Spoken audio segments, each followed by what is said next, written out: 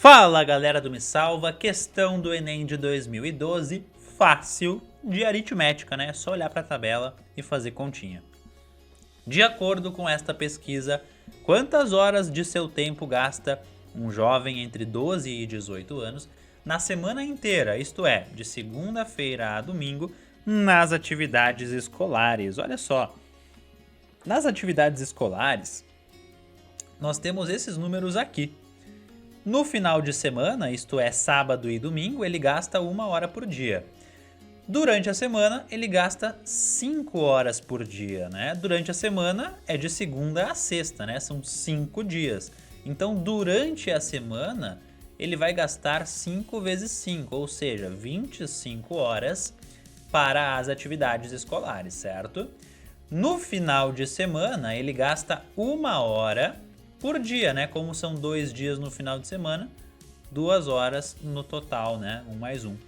Somando isso daqui, ele gasta 27 horas na semana para atividades escolares. Resposta letra E.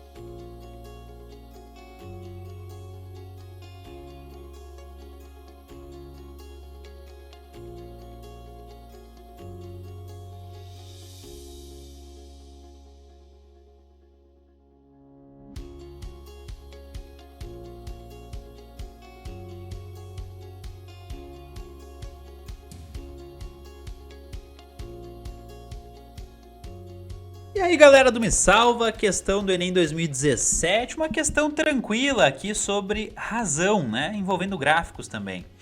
Apesar de os valores apresentados estarem corretos e a largura das colunas ser a mesma, muitos leitores criticaram o formato do gráfico 2 impresso no jornal, alegando que houve prejuízo visual para o candidato B.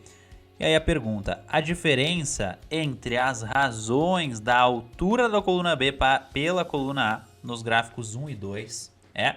Então ele quer a diferença entre as razões da altura da coluna A, B pela coluna A. Vamos olhar para os dois gráficos aqui, eu coloco eles, né, para a gente analisar. Basicamente, pessoal, eu quero a altura da coluna B pela altura da coluna A em cada um dos gráficos e depois eu quero fazer uma subtração, ok? Vamos fazer isso. Primeiro para o gráfico 1. Pessoal, esse gráfico 1 aqui, ó, a coluna A tem, olha só, conta comigo, tem um quadradinho aqui, 2, 3, 4, 5, 6, 7 quadradinhos de altura. Enquanto que a altura da coluna B aqui, ó, é 1, 2, 3 quadradinhos de altura. Então essa razão aqui vai ser 3 para 7, né? 3 aqui, 7 aqui. Maravilha? E aqui, pessoal, no gráfico 2. No gráfico 2, vamos contar junto de novo, ó. Coluna B, um quadradinho. Coluna A, 1, 2, 3, 4, 5 quadradinhos. Então a razão agora é 1 para 5. Coluna B tem 1 de altura, coluna A tem 5 de altura. Então a razão é 3 sétimos no gráfico 1 e é 1/5 no gráfico 2. Ele quer saber a diferença, ele quer saber 3 sétimos menos 1/5 quanto que dá. E aí, pessoal, a gente vai tirar o MMC entre esses dois caras, vai dar 35. 35 por 7 dá 5 vezes 3 dá 15. 35 por 5 dá 7 vezes 1 dá 7. Isso aqui é 15 menos 7, que é 8, dividido por 35. Então, essa é a diferença. 8 sobre 35, resposta letra E.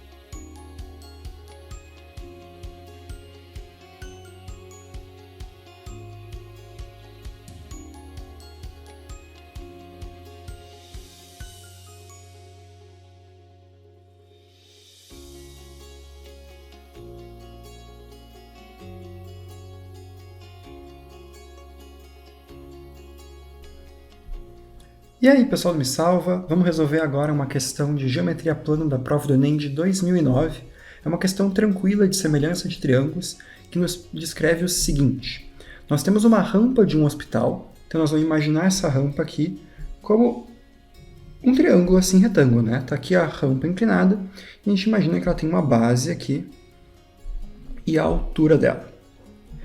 E a gente sabe que ela tem uma altura de 2,2 metros. Então, aqui, esse nosso segmento na vertical aqui mede 2,2 metros. E o enunciado fala o seguinte. Nós temos um paciente que se desloca 3,2 metros e, com isso, alcança uma altura de 0,8 metro. O que isso quer dizer? Imagina que a gente tem o nosso paciente aqui e ele começa a andar até que ele se desloca ao todo uma distância de 3,2 metros. Vamos dizer que isso aqui. O enunciado nos diz, portanto, que ao percorrer essa distância, ele vai ter atingido uma altura aqui de 0,8 metros. E o nosso objetivo é descobrir qual é a distância que ele ainda deve percorrer para atingir o ponto mais alto da rampa. Ou seja, sabendo que ele já chegou aqui, quanto que ele ainda tem que andar para chegar lá no final. Vamos chamar essa distância que a gente quer descobrir aqui de x, por exemplo. Bom, esse tipo de questão é muito clássico de geometria de semelhança de triângulos, quando a gente tem um triângulo dentro do outro, assim. Percebe que a gente tem esse triângulo aqui menor, que tem como hipotenusa o 3,2 e a altura o 0,8, mas a gente tem como também esse triângulo grandão aqui, que tem a altura de 2,2. E como esses dois triângulos, o pequeno e o grande, têm exatamente os mesmos ângulos, porque os dois vão ter um ângulo de 90 graus, e eles compartilham esse ângulo aqui, então esses dois triângulos são semelhantes, e a gente pode então fazer uma relação de proporção entre os lados deles. Vamos desenhar os dois separados para ver mais claramente isso aqui. Nós temos um triângulo pequeno aqui, que tem então 3,2 metros na hipotenusa e 0,8 metros na altura, e nós temos um triângulo maior, que tem uma hipotenusa que a gente quer calcular. A gente sabe que a hipotenusa desse triângulo grande aqui é 3,2 mais x, certo? É a soma dessas duas distâncias aqui. E a altura é 2,2. No momento que a gente tem os nossos dois triângulos semelhantes, estes ângulos são iguais, estes ângulos são iguais, a gente pode fazer uma relação de proporção entre os lados com uma simples regra de 3. Por exemplo, a comparação da hipotenusa do pequeno com a hipotenusa do grande, então 3,2 está para 3,2 mais x, da mesma forma que a gente compara as alturas do pequeno e do grande. Então, da mesma forma que 0,8 está para 2,2. Então, agora que a gente montou essa regra de 3, a gente pode multiplicar cruzado. A gente vai ficar com 0,8, que multiplica 3,2 mais x. Então, 0,8, que multiplica 3,2 mais x. Isso aqui tem que ser igual a 3,2 vezes 2,2. Então, igual a 3,2 vezes 2,2. E agora a gente quer, então, justamente isolar esse x, descobrir quanto que vale. Então, a gente pode começar pegando esse 0,8 que está multiplicando e passar para lá dividindo.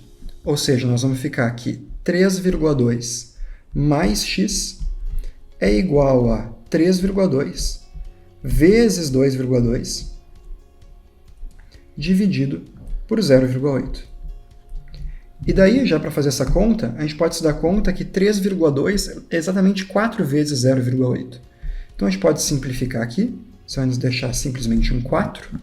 E daí, 4 vezes 2,2 é 8,8, certo?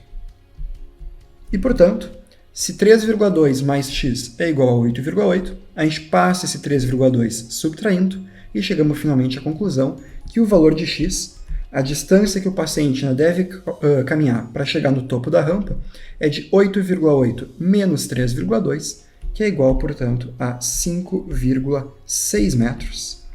E essa, então, é a nossa resposta, letra D. Feito?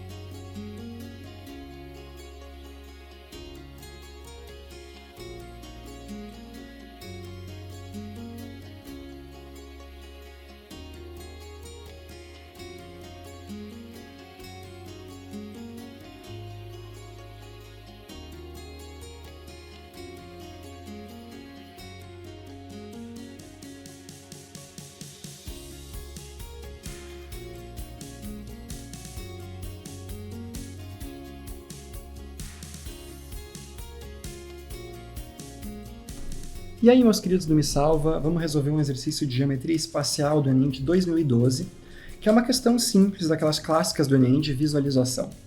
A gente tem que conseguir visualizar um trajeto projetado na base dessa pirâmide. Então aqui o desafio que o João propôs ao Bruno é o seguinte: ele tem que ir do ponto A até o ponto E em linha reta. Deixa eu ir marcando isso aqui. Do ponto A até o ponto E. Depois ele vai do ponto E até o ponto M. Então na pirâmide é este trajeto aqui. Se eu conseguir fazer um pouquinho mais reto. Vou lá, tá ali o trajeto do E até o M, e depois do M até o ponto C. Só que agora a gente quer visualizar justamente a projeção desse deslocamento na base da pirâmide. Então imagina que a gente está vendo, digamos, a sombra desse trajeto vista assim de cima. Como é que isso aqui vai ficar? Se a gente olha de cima, olha só, a nossa pirâmide a gente enxerga como esse quadrado aqui, com um pontinho aqui no meio. Então, se a gente olhar de cima, né, a pirâmide, nós vamos enxergar algo mais ou menos assim. Vamos marcar os pontos aqui. A gente tem A, B, C e D. O ponto E é esse topo aqui da pirâmide. E o ponto M é esse ponto médio aqui entre C e B. Então, como que fica esse trajeto, assim, digamos, visto de cima? A gente vai do ponto A até o ponto E, a gente está enxergando ele aqui. Depois do ponto E até o ponto M, a gente está enxergando aqui. E depois do ponto M até o ponto C. Então está aqui a nossa projeção desse trajeto na base da pirâmide. Essa meia diagonal até o ponto E, depois vai para a direita até o M, para cima até o C. Que é exatamente o que a gente está enxergando aqui na nossa letra C.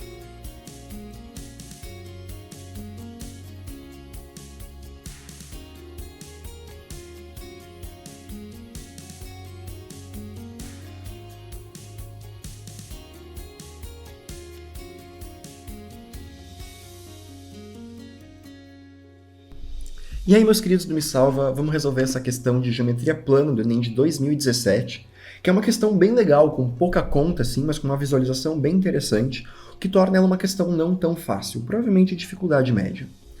Ela fala que a gente vai colocar essas taças de espumante com esse formato aqui em uma bandeja retangular, uma do lado da outra. Então, 4 taças dessas, uma do lado da outra. O que a gente sabe são os raios da parte de cima e da parte de baixo, que medem 4 e 5 centímetros, respectivamente. Ou seja, o raio aqui em cima é de 5 centímetros e o raio aqui embaixo é de 4, certo? Então, o que vai acontecer? A gente quer que as bases da taça, quando elas estiverem todas na bandeja, uma do lado da outra, fiquem todas em cima da bandeja. Então, os pezinhos da taça não podem ficar para fora da bandeja. E a gente quer saber qual que é a área mínima que a bandeja tem que ter para caber essas 4 taças, uma do lado da outra. Então vamos imaginar como é que essas taças vão ficar dispostas. Olha só, se eu colocar uma outra taça aqui do lado, elas vão estar se encostando na parte de cima, certo? Ela vai estar mais ou menos aqui, vai descer o pezinho dela, e como as bases são menores, as bases não vão se encostar, certo? Vai ter uma folga aqui entre uma base e outra. E a gente vai repetir isso aqui com as outras 4 taças assim. Vamos tentar desenhar mais ou menos isso. Então, o pauzinho da taça e as suas bases que não se encostam. Só o topo ali que se encosta, né? Então, se a gente vai colocar uma bandeja que tem que segurar todas essas taças, percebe que a bandeja não tem que cobrir o espaço aqui do topo de uma taça até o topo da outra. O topo das taças vai nos dizer onde as taças se encostam. Mas a bandeja, ela tem que pegar só desse pontinho aqui até esse, concorda? Se a bandeja estiver aqui em cima, tá feito. As taças estão todas perfeitamente apoiadas. Então vamos imaginar como é que seria esse desenho aqui visto de cima. Visto de cima, a gente ia enxergar 4 círculos que se encostam, que correspondem, vamos fingir que eles estão se encostando bonitinho, que correspondem às bordas do topo, né, das 4 taças. E as bases a gente vai enxergar como círculos menores com o mesmo centro, né? Aqui que eu estou desenhando dentro, então, corresponde ao que a gente estaria enxergando através da taça transparente das bases. Então, 4 círculos aqui de raio 4, concêntricos desses círculos aqui de raio 5. E a bandeja vai estar onde? A bandeja tem que pegar exatamente as bases. Então, a bandeja tem que cobrir aqui. Imagina que isso é um retângulo bonitinho. A bandeja tem que cobrir exatamente essa região aqui. Certo? Quais que são as dimensões, então, dessa bandeja? Essa dimensão aqui é fácil, né? Porque é o diâmetro do círculo menor, o diâmetro da base. Como a base tem raio 4, o diâmetro dela é 8. E quanto que é esse comprimento aqui da bandeja? Quanto que vai medir essa dimensão aqui? Bom, eu acho que a maneira mais fácil da gente pensar isso é que se ela fosse até a borda, de uma bordinha aqui até a outra, seriam 4 vezes o diâmetro da borda de cima da taça, né?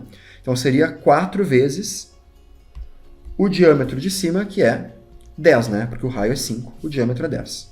Só que não precisa tudo isso.